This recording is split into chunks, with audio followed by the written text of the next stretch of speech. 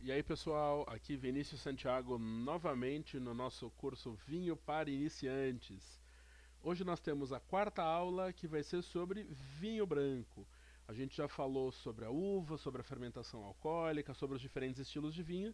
E a partir dessa aula a gente vai começar a falar sobre os três principais estilos de vinho pela cor, que são o branco, o rosado e o tinto, começando a falar sobre como é elaborado o vinho branco, como o vinho branco é produzido.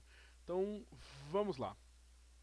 Vinho branco é elaborado primeiro a partir da colheita de uvas brancas ou tintas. Então, não importa se a uva é branca ou se ela é tinta, no vinho branco só me interessa a polpa da uva, onde eu vou ter água, açúcares, acidez, componentes de aroma e sabor. Então, essas uvas vão ser colhidas e vão ser transportadas para a vinícola.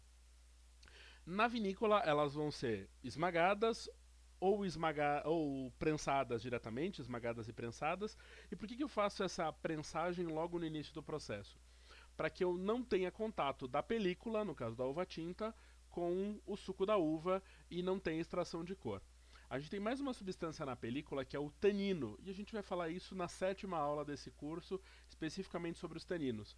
Mas taninos não são interessantes na produção de vinho branco. Então, na maior parte dos casos, eu vou prensar direto e não vou ter contato das cascas com o líquido. Então, eu vou fazer esse esmagamento, essa prensagem logo no início do processo. Existe uma exceção, que são os vinhos de maceração, os vinhos de contato com a casca. Nesse caso, vou usar uma uva branca e vou deixar um tempinho de contato com a casca. E esses vinhos vão ser mais encorpados, vão ter um pouco mais de tanino. Assim se elaboram os vinhos laranja, por exemplo, que é uma subcategoria de vinho branco, mas não é o caso aqui. A maior parte do vinho do branco do mundo vai ser colhida a uva, levada para a vinícola, esmagamento e prensagem direto. Depois disso, esse suco de uva sem as cascas vai ser levado para os tanques para a fermentação alcoólica. E a fermentação pode acontecer tanto em tanques inertes como o inox, como em madeira. A maior parte dos vinhos brancos de uvas aromáticas, que são uvas ricas em aromas primários, como terpenos, por exemplo, então a gente vai ter a Moscato, a Malvasia, a Sauvignon Blanc, a Torrontés, a Riesling. Essas castas geralmente vão ter fermentação em tanque inerte, como inox, como concreto, para preservar esses aromas frutados, esses aromas florais, esses aromas primários. Em compensação, castas que não são tão aromáticas como a Chardonnay, por exemplo, vão se beneficiar ou podem se beneficiar de uma fermentação em barrica de carvalho, porque aí vão ganhar aromas tostados da madeira, aroma de coco, baunilha que vem do carvalho, e fermentando em madeira, eu tenho esses aromas e sabores mais integrados do que só o envelhecimento em madeira. Então é uma decisão enológica em qual recipiente eu vou fazer essa fermentação alcoólica.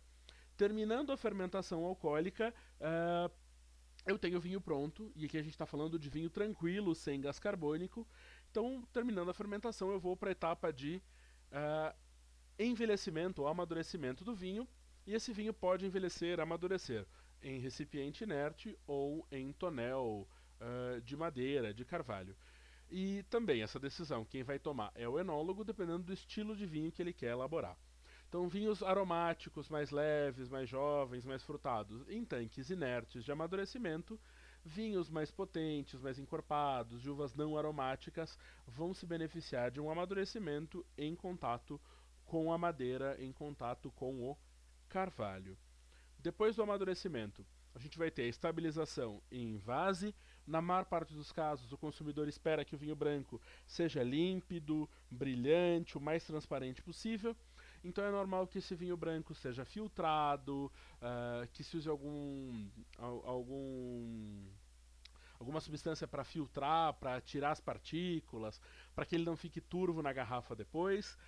Vão se fazer alguns ajustes nesse vinho e depois disso ele vai ser envasado. E esse envase pode ser em garrafa de vidro, pode ser em lata, tá ficando em moda agora os vinhos em lata, pode ser em bag-in-box. Tem uma série de formas de envasar esse vinho, mas esse processo de estabilização em vase é o último momento antes dele ir para o mercado. Depois disso, esse produto vai ser rotulado, etiquetado com as informações relevantes para o mercado, e aí a gente tem o nosso vinho branco pronto para ir para o mercado, para ir para o consumidor final. Esse vinho branco, no visual, pode ter uma série de tonalidades, mas o importante é entender na análise sensorial, na degustação, que o vinho branco ganha cor conforme ele vai envelhecendo. Então, os vinhos brancos mais jovens vão ter uma cor amarelo esverdeada, vão com o amadurecimento indo para um amarelo palha, um ouro novo, um ouro velho. Quando o vinho branco está âmbar, ele está mais maduro, ele está mais evoluído. Então, exemplos aqui. A gente tem um vinho bem jovem, bem pálido, esse amarelo esverdeado, bem clarinho. Depois a gente vai ter uma tonalidade mais dourada, é um vinho que amadureceu mais. Geralmente vinhos que fermentam e ou amadurecem em barricas de carvalho vão ter uma tonalidade mais dourada. Então, por exemplo, primeira taça eu posso esperar de um Sauvignon Blanc, por exemplo, de um Torrontés, um vinho mais jovem. A segunda taça, geralmente vou esperar essa cor num Chardonnay, num vinho mais maduro. Alguns Viognier vão ter essa tonalidade. E vinhos mais maduros vão ter uma cor âmbar, mais alaranjada. Então, por exemplo, alguns Jerez que vão ter amadurecimento em contato com oxigênio, como o Jerez amontilhado, o palo cortado, vão ter essa cor âmbar, essa cor mais alaranjada. Pro maior parte dos vinhos tranquilos, não fortificados, essa cor âmbar é sinal de que o vinho já passou do ponto na maior parte dos casos. Então, na maior parte dos vinhos tranquilos não fortificados, a gente vai ter essa tonalidade mais clarinha até uma tonalidade mais dourada, que significa que o vinho é mais maduro e provavelmente vai ter aromas e sabores mais maduros também. Então, a gente também pode ver a evolução dos aromas e sabores no vinho branco. Vinhos mais jovens tendem a ter aromas mais florais, né? Então a gente pode ter rosas, jasmim, aquela frutinha redondinha verde, a groselha verde, que é um descritor aromático bem tradicional do Sauvignon Blanc. A gente pode ter pimenta verde, pimentão verde, essas notas cítricas como casca de citros, limão, nota vegetal como um funcho, um endro, uma nota de giz. Isso pode acontecer em alguns vinhos. Essa nota de giz é muito comum em brancos de Chardonnay como Chablis, que são de zonas frias no norte da França. A gente pode ter essa nota que a gente pode chamar de mineral ou de giz. Conforme os vinhos brancos vão amadurecendo a região é mais quente, o amadurecimento é maior, a gente vai ter um cítrico mais maduro como um limão siciliano, a gente vai ter frutas de pomar como maçã, maçã verde, pera. E aí a gente começa a ter aromas de fruta de caroço, como pêssego, damasco, nectarina. A gente pode ter frutas cítricas um pouco mais maduras, como a toranja, que é o grapefruit. A gente pode ter uma nota de bergamota, mexerica.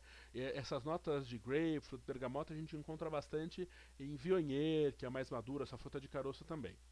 A gente vai encontrar em ainda mais maduros notas de fruta tropical, como abacaxi, manga, maracujá. O abacaxi apareceu duas vezes aqui nessa apresentação, mas essas notas mais maduras estão relacionadas a climas mais quentes. É normal essa nota de maracujá em Sauvignon Blanc de climas mais quentes, esse abacaxi e essa manga em Chardonnay de clima mais quente, uva mais madura.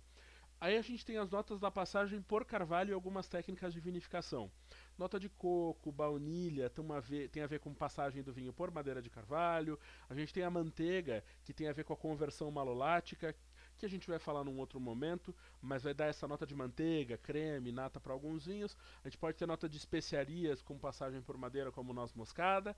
E vinhos brancos muito maduros, muito evoluídos, tendem a ter nota de mel, que é um aroma floral, mas que está ligado com a evolução dos vinhos. A gente pode ter no Riesling uma nota de gasolina, querosene, e isso é bem comum no Riesling renano. E a gente tende a ter frutas secas, como figo desidratado, damasco seco. Então, aqui a gente tem uma ideia da evolução dos aromas dos vinhos. Claro que esses aromas, esse conjunto de aromas, depende de cada variedade de uva. Cada variedade de uva vai poder formar alguns conjuntos de compostos aromáticos e a gente vai perceber esses aromas de maneiras distintas em cada variedade, em cada clima, em cada jeito de elaborar este vinho branco. Certo? Então, espero que vocês tenham gostado desse vídeo sobre como os vinhos brancos são elaborados e como eles evoluem um pouquinho. A nossa próxima aula é sobre as características de elaboração e de aroma, sabor, de cor em vinhos rosés. Se vocês gostaram, curtam esse vídeo, compartilhem, se inscrevam no canal. Muito obrigado, um abraço e até a próxima aula.